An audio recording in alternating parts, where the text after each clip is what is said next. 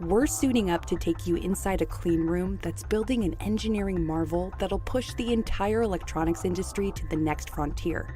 They're both amazing machines and scary machines. There's an enormous amount of complexity with them. There's an enormous number of things that can potentially go wrong. It's something that you don't necessarily sleep well at night just having the machine on your floor.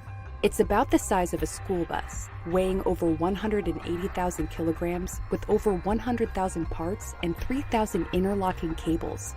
Pop the hood, and you'll see lasers shooting tiny droplets of tin, generating plasma that'll get collected and reflected by a series of mirrors to then etch nanoscale patterns onto chips that'll eventually go into your next cell phone. And after 30 years of innovations in physics, chemistry, and material science, it's about ready for its debut. An integrated circuit, or chip, is one of the biggest innovations of the 20th century. It launched a technological revolution, created Silicon Valley, and everyone's got one in their pocket. But if you zoomed in on one of those chips, I mean really zoomed in, you'd find a highly complex, nanoscale-sized city that's expertly designed to send information back and forth. Semiconductor lithography is the ultimate alchemy, turning sand into gold. You start with a silicon wafer, you add insulators, you add something called a gate, which you apply a voltage to it, and it turns on or off the flow of electrons. That's the little switch that sort of does the 0 to 1s that you always hear about. You build up in a sequence of layers the network, the streets and buildings that you need in order to make these transistors and interconnect those transistors. At the end, you can turn that into something that has substantially more value than a bucket of sand. At big tech conferences, chip manufacturers will announce they've hit impossibly small new milestones, like 22 nanometer, then 14 nanometer, and 10 nanometer designs. That means they found a way to shrink the size and increase the number of features on a chip, which ultimately improves the overall processing power. This is what's been driving the semiconductor industry, a drumbeat called Moore's Law. Moore's Law is an expectation. It's not a natural law. It's an expectation that we innovate at a pace of roughly doubling the density every 2 years.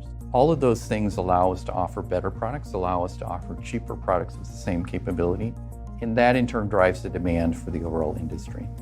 That means we've got to be able to cram in more and more functionality per square millimeter on a chip. All of the designs, all the streets and everything have to be smaller and smaller in dimensions.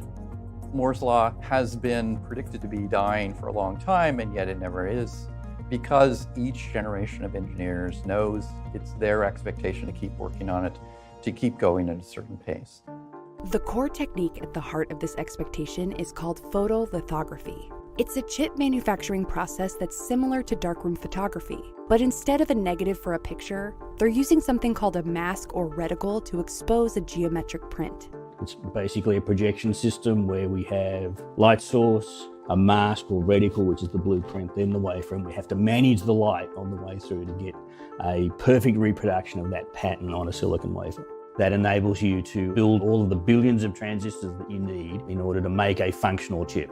The light sources are lasers, created from a mixture of gases like carbon dioxide or argon fluoride. When excited by an electric current, the gas molecules will emit laser radiation that are then tuned to a specific wavelength that imprints the chip design.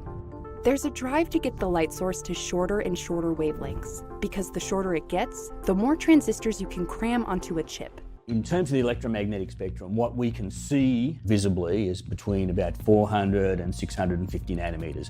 The chip industry's gone from 365 nanometer wavelengths to 248 to something called argon fluoride immersion. So argon fluoride refers to a wavelength, 193 nanometers. It is produced using a deep ultraviolet laser light source. The industry tried to go to 157 nanometer light, and that failed after companies had invested hundreds of millions of dollars in it.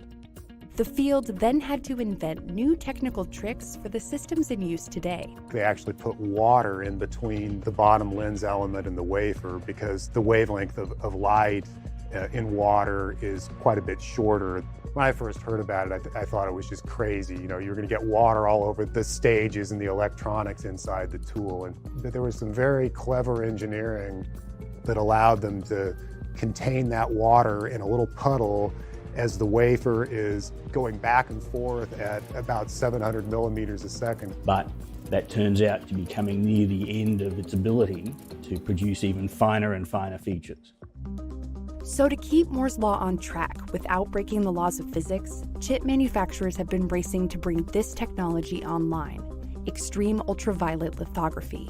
It takes the wavelength of light from 193 nanometers down to 13.5. The jump is much larger than what we would normally do, and that's partly because it's more of a disruptive technology. The first academic work on EUV was done in 1986 when I was still an undergraduate in college. Through my whole career, we've been hearing that EUV was coming. There were so many fundamental problems with using these soft X-ray wavelengths for a lithography tool. We're down to the point where the amount of variation can be measured in atoms, and so you have to work very hard to have control of those dimensions.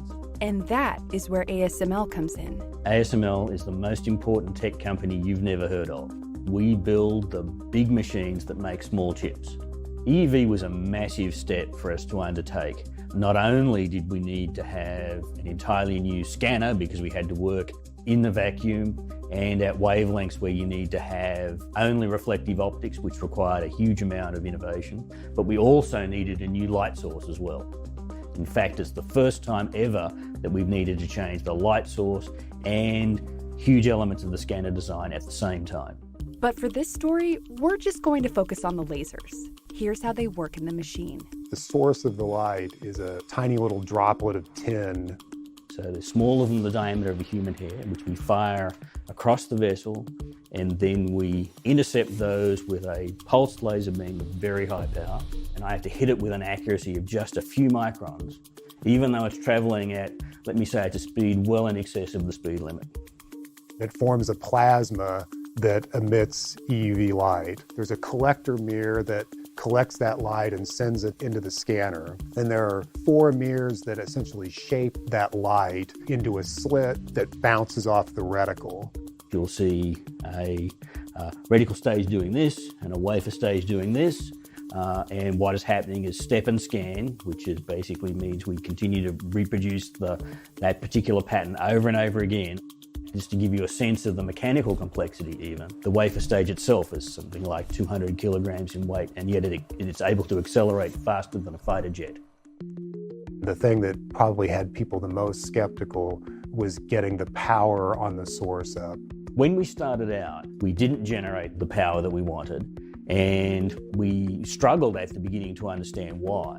Every year it was slipping out, and the actual power we were getting was stuck around very low levels, impractical levels.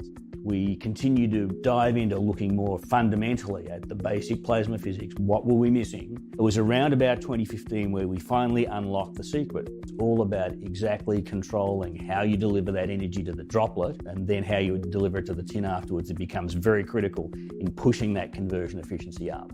That you don't just need to hit the tin droplet with one laser pulse, but in fact 2. The first of those pulses shapes the target in a way that enables us to get this high conversion efficiency. And then the second pulse, of course, generates that very hot plasma that we need for generating 13.5 nanometers at high power.